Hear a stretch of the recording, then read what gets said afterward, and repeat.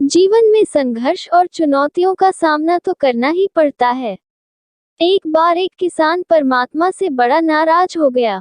कभी बाढ़ आ जाए, कभी सूखा पड़ जाए, कभी धूप बहुत तेज हो जाए तो कभी ओले पड़ जाए। हर बार कुछ न कुछ कारण से उसकी फसल थोड़ी खराब हो जाए।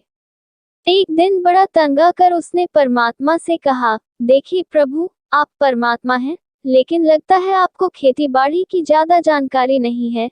एक प्रार्थना है कि एक साल मुझे मौका दीजिए, जैसा मैं चाहूँ वैसा मौसम हो, फिर आप देखना मैं कैसे अन्न के भंडार भर दूंगा। परमात्मा मुस्कुराए और कहा, ठीक है, जैसा तुम कहोगे वैसा ही मौसम दूंगा, मैं दखल नहीं करूंगा। किसान ने गेहूं की फसल बोई। जब धूप चाही तब धूप मिली, जब पानी तब पानी। तेज धूप, ओले, बाढ़, आंधी तो उसने आने ही नहीं दी। समय के साथ फसल बढ़ी और किसान की खुशी भी, क्योंकि ऐसी फसल तो आज तक नहीं हुई थी। किसान ने मन ही मन सोचा, अब पता चलेगा परमात्मा को कि फसल कैसे करते हैं। बेकार ही इतने बरस हम किसानों को परेशान करते रहे। फसल काटने का समय भी आया। किसान बड़े गर्व से फसल काटने गया, लेकिन जैसे ही फसल काटने लगा, एकदम से छाती पर हाथ रखकर बैठ गया। गेहूं की एक भी बाली के अंदर गेहूं नहीं था, सारी बालियां अंदर से खाली थी। बड़ा दुखी होकर उसने परमात्मा से कहा, प्रभु ये क्या हुआ? तब परमात्मा बोले, ये तो होना ही था, तुमने पौधों को संघर्ष का जरा सा भी मौका नहीं दिया।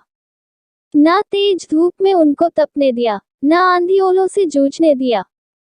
उनको किसी प्रकार की चुनौती का एहसास जरा भी नहीं होने दिया। इसीलिए सब पौधे खोखले रह गए। जब आंधी आती है, तेज बारिश होती है, ओले गिरते हैं, तब पौधा अपने बल से ही खड़ा रहता है। वो अपना अस्तित्व बचाने का संघर्ष करता है और इस संघर्ष से जो बल पैदा होता है वही उसे शक्ति देता है, ऊर्जा देता है, उसकी जीवत्ता को उभारता है। सोने को भी कुंदन बनने के लिए आग में तपने, हथौड़ी से पिटने, गलने जैसी चुनौतियों से गुजरना पड़ता है, तभी उसकी स्वर्णिम आभा उभरती है, उसे अनमोल बनाती है।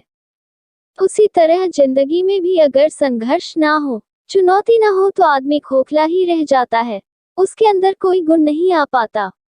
ये चुनौतियां ही हैं जो आदमी रूपी तलवार को धार देती हैं, उसे सशक्त और प्रखर बनाती हैं। अगर प्रतिभाशाली बनना है तो चुनौतियां तो स्वीकार करनी ही पड़ेंगी, अन्यथा हम खोखले ही रह जाएंगे।